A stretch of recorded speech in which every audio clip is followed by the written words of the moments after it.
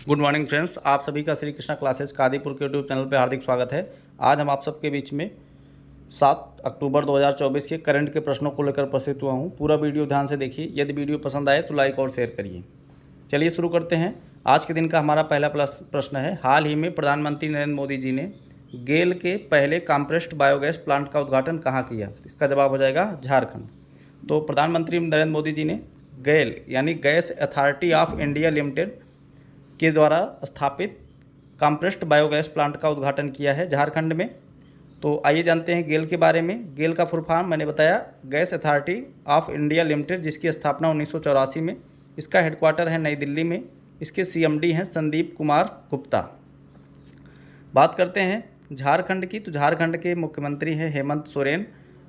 यहाँ के राज्यपाल हैं संतोष कुमार गंगवार। लोक नृत्य है पाइका और छऊ। प्रमुख त्यौहार यहाँ पर सरहुल, कर्मा पूजा और श्रावणी मेला यहाँ पर मनाया जाता है।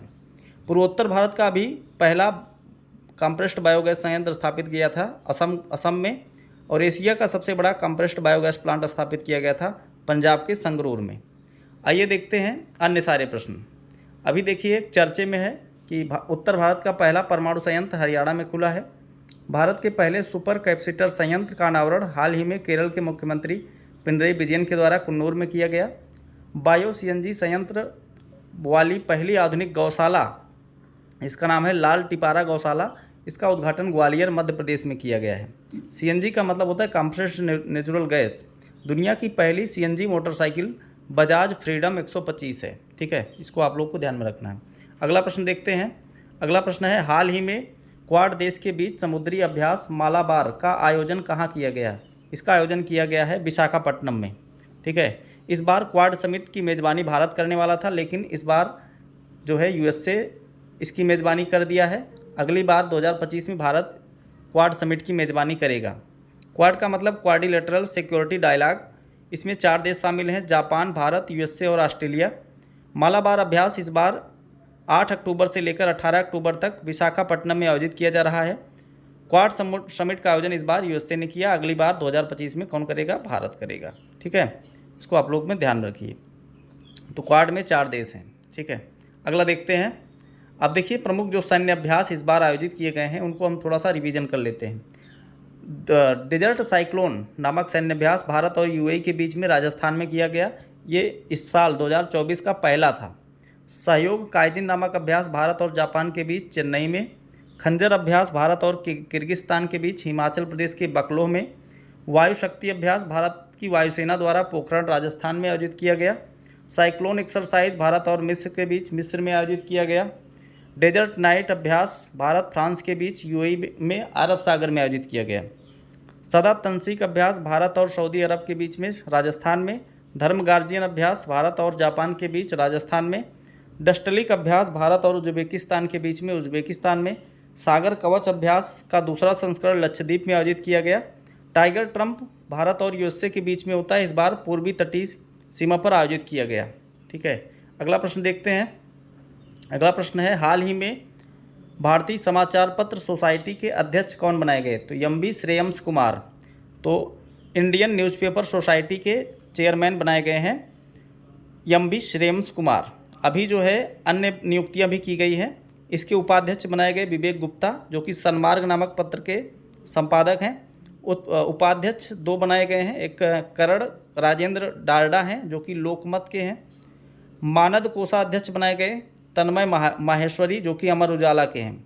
महासचिव बनाए गए मैरीपाल। ठीक है, इसको आप लोग को ध्यान में रखना। इंडियन न्यूज़पेपर सोसाइटी के अभी ये 4-5 नियुक्तियां हैं। ठीक है, अगला देखते हैं प्रमुख नियुक्तियों के बारे में। अभी देखिए रेलवे बोर्ड के अध्यक्ष और सीईओ बनाए गए सतीश कुमार।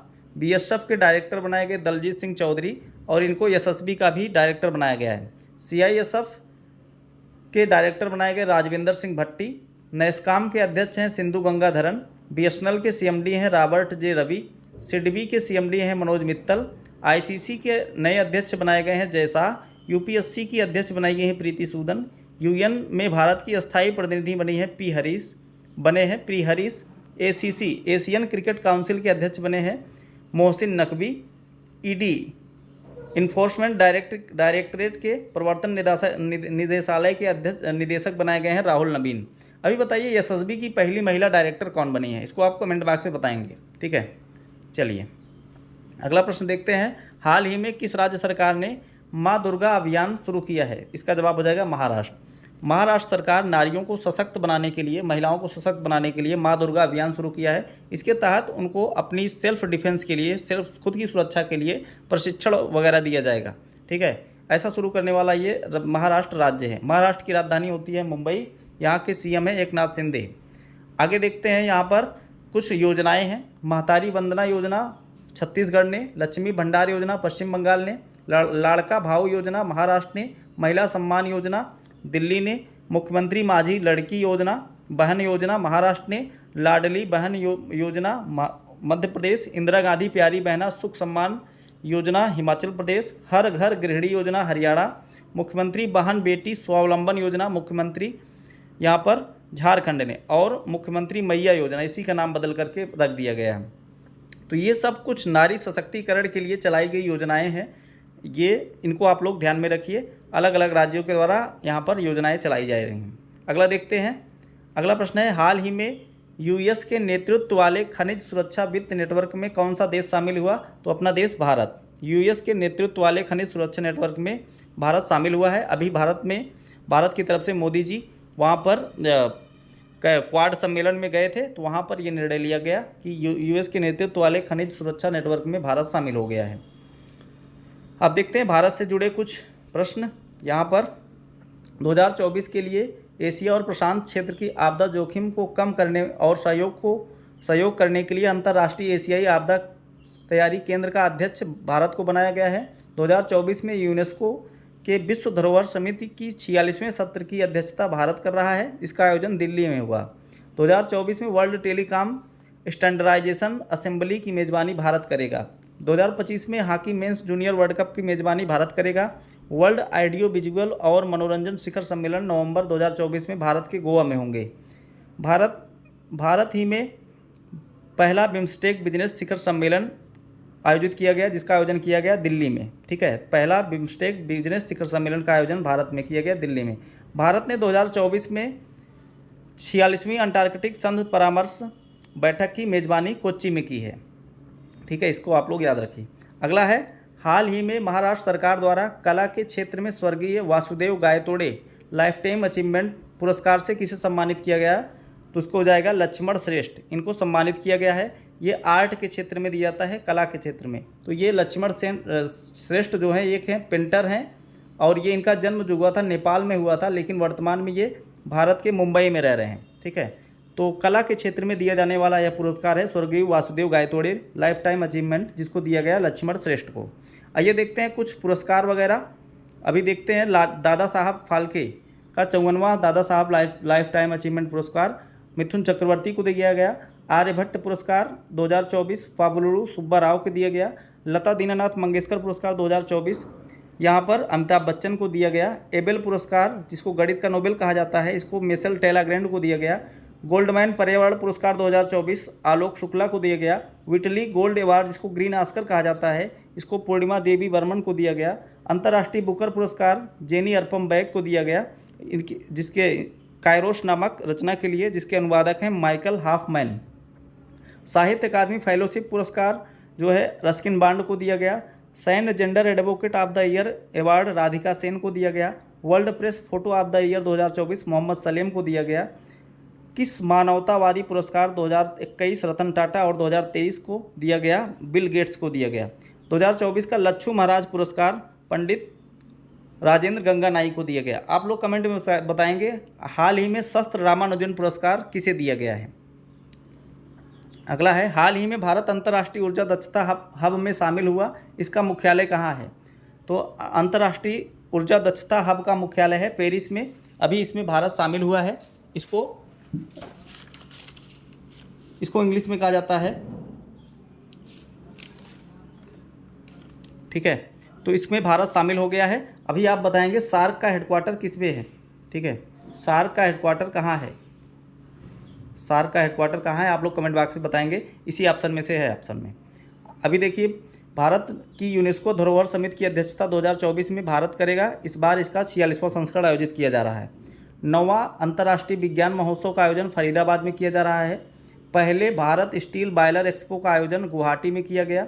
27वां राष्ट्रीय युवा सम्मेलन नासिक में, 7वां हिंद प्रशांत सम्मेलन पर्थ ऑस्ट्रेलिया में किया गया। कृषि अर्थशास्त्रियों का 32वां अंतर्राष्ट्रीय सम्मेलन 2024 में नई दिल्ली में आयोजित किया जा रहा है। वर्ल्ड सस्टेनेबल डेवलपमेंट समिट नई दिल्ली में आयोजित किया जाएगा। पहले न्यूक्लियर एनर्जी समिट ब्रुसेल्स में आयोजित किए जाएंगे, बेल्जियम में। एआई सुरक्षा पर दूसरा सम्मेलन दक्षिण कोरिया के सियोल में आयोजित किया गया।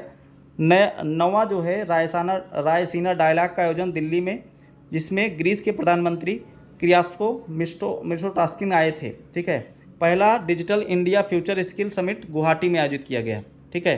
तो ये प्रमुख समिट हैं जिसमें जो भारत में आयोजित किए गए थे, इसको आप लोग को ध्यान में रखना है। अगला है 25वें हार्निबल फेस्टिवल महोत्सव में भागीदारी देश कौन बना? इसका जवाब हो जाएगा वेल्स। हार्निबल फेस्टिवल कहाँ मनाया जाता है? नागालैंड में मनाया जाता है। इस बार इसका 25वां संस्करण मनाया जा रहा है। 1 दिसंबर 1963 को जो है नागालैंड की स्थापना हुई थी, इसलिए यह 1 दिसंबर को आयोजित किया जाता है और यह 10 दिनों तक चलने वाला त्यौहार होता है। इसको त्योहारों का त्यौहार कहा जाता है। ग्रेट हार्निबल जो है केरल और अरुणाचल प्रदेश का राजकीय पक्षी भी है, इसको आप लोग ध्यान में रखिए। तो हार्निबल फेस्टिवल कहाँ मनाया जाता है? नागालैंड में। इस बार भागीदार देश बनेगा वेल्स। अगला प्रश्न है, हाल ही में ग्रीन इकोनॉमिक फोरम 2024 का आयोजन कहाँ किया जा रहा है? इसका जवाब हो जाएगा दुबई में। इसकी थीम है ग्लोबल क्रिया को सशक्त बनाना, अवसरों को खोलने और प्रगति को आगे बढ़ाना। विश्व हरित अर्थव्यवस्था शिखर सम्मेलन इसको हिंदी में कहा जाता है। इसका 10वां संस्करण आयोजित किया जा रहा है दुबई में। ठीक है। इसका मुख्य उद्देश्य होता है वैश्विक नेताओं और विशेषज्ञों को पर्यावरण संबंधी चुनौतियों से निपटने के लिए एक साथ लाया जाना। ठीक है। इसका मुख्य उद्देश्य होता है पर्यावरण से संबंधित जुड़े समस्याओं से निपटना, इसका मुख्य उद्देश्य है। अगला है, हाल ही में अपना अंतिम कोयला बिजली संयंत्र बंद करने वाला कौन सा राज्य G7 राष्ट्र बना है? तो G7 राष्ट्र में 7 देश हैं। इसमें इंग्लैंड अभी जो है अपना अंतिम कोयला बिजली संयंत्र बंद कर दिया है। G7 का मतलब होता है ग्रुप ऑफ 7। इसमें 7 देश शामिल हैं। इसको आप ऐसे याद रख सकते हैं GF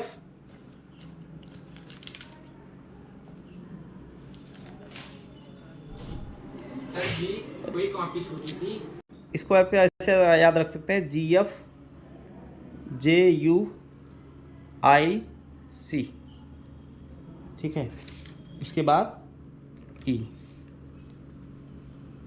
यहाँ पर G से हो जाएगा Germany, France, Japan, USA, Italy, Canada और इंग्लैंड। ठीक है। E फॉर हो जाएगा इंग्लैंड। GF जूस, इससे आप याद रखेंगे। तो इंग्लैंड इससे जो है अभी अपना अंतिम कोयला संयंत्र बंद करने वाला देश बन गया है। ठीक है। G7 की मेज़बानी इस बार किया था इटली ने। ठीक है। तो आज के करंट की प्रश्नों की श्रृंखला आज हमारी समाप्त होती है। मिलते हैं नेक्स्ट वीडियो में। जय हिंद।